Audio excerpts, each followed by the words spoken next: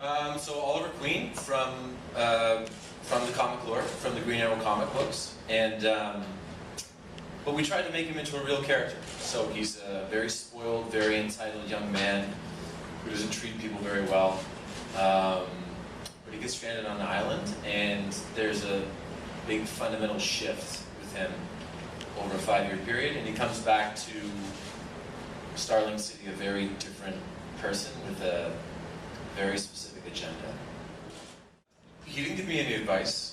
He and I had a mutual friend in Los Angeles, and before that, he was shooting Emily Owens' MD, which at the time was first cut. We were both shooting in Vancouver at the Sutton place, and we ran into each other at the bar and just sort of spotted each other from across the room. And Justin's a great guy. He played Green Arrow for, I think, over 100 episodes on Smallville, but I don't know, from the clip that you just saw, and even 5 minutes of watching the show, it's not that one character is better than the other, it's just that they're so different. Every new comic book show is a chance to establish a new DC universe, and ours is very different than Smallville. So I think that the comparison is valid in terms of name, but the characters don't really match up. Yes? Could you be a little more specific? No. Thank you. But we have comic book people, and I think that being a comic book show, we will draw on DC comic characters, and sooner than later, I would think. Well, there are a couple of lines in the pilot that it's a comic book show, but we wanted to do a comic book show that's sort of grounded in reality. Sort of like the Chris Nolan universe of Batman, where if I get hit with a bullet, I can die. I don't have superpowers, and nobody in our show has superpowers as yet. And I think that the plan is that nobody will. So dark, yes, but it's dark because it's real. And Vancouver's great for that because it's always sort of overcast skies and rainy. We had one day where it was this beautiful bright sunshine shooting in Gastown, and it was a very nice contrast with the show because again it is dark. But I think it'll stay dark and gritty. Particularly familiar with Green Arrow. I read Superman and Lobo and Spawn as a kid growing up, and I did a little bit of research, but there was so much in the pilot, and one of our executive producers, Andrew Kreisberg, has written Green Arrow books. And I just trusted in them to help shape the character. I read, after we shot the pilot, I read Green Arrow Year 1, and then subsequently I've read almost everything Green Arrow. DC Comics sent me a bunch of stuff, but as far as pulling from the comics, Andrew Kreisberg and Mark Guggenheim have been involved with the Green Arrow, and they're executive producers on the show. Jeff Johns, who's the creative head of DC Comics, was up there during the pilot shoot and has had input, and I think is actually going to write a few episodes, which is really exciting. And we're going to pull from the comics a bunch. When I first read the script, I just certain parts you read and they don't totally make sense to you. When I read the script, and as actors do, you sort of picture yourself playing it. And as I pictured myself playing it is pretty much how it came out. And, our director for the pilot, David Nutter, he's a lovely man, and he's a brilliant director. And between him and Andrew Kreisberg and Jeff Johns and the whole creative team, I just put a lot of trust in them because they've done this much longer with much more success than I have.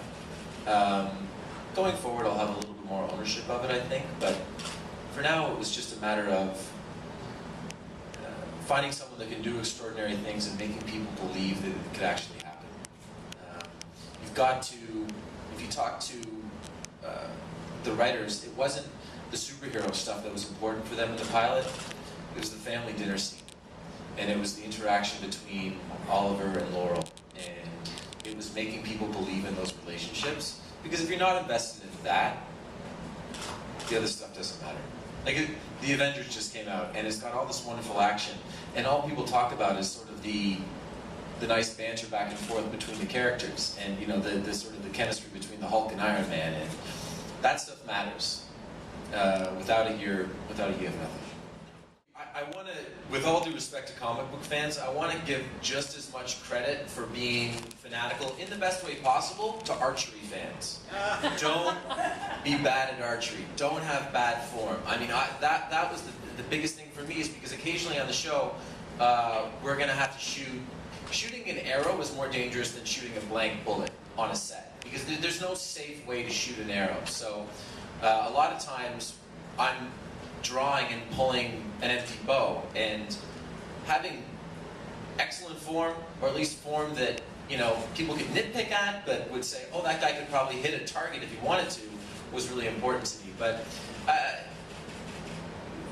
having fans that are interested in the show on any level is fantastic, and I hope that, you know, there are fans out there that want to watch a show 10 times, and if they can find a couple of mistakes that they want to pick at stuff, that's great. That's just TV nowadays. But so far, my introduction to, I haven't had a big introduction to archery fans, but comic book fans has been excellent.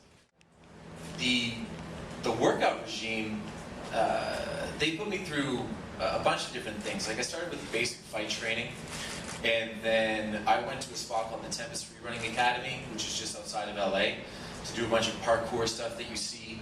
And at that gym, a lot of people train for American Ninja Warrior, which was just on NBC. And there's something called the salmon ladder, which is those chin-ups. They found out that the bar was there. They came to me and they said, I was going to be in LA for a day for a costume fitting, and they said, we heard that bar's there, can you do this? Take video of yourself doing it, and if you can do it, we'll build it. And they built it, and we did it, and I'm going to have to do it again, because everybody keeps asking if it's real. So whatever, it's real, and I'll do it eventually. You know, I like sort of classic wardrobes, but I've always worn funky socks. So no, but I don't know. I think that going back to the last question about comic book fans, you know, it's nice to give a nod to the character, especially because in the show there's not a lot of this color of green. It's sort of very dark, almost blackish if it's in the nighttime green.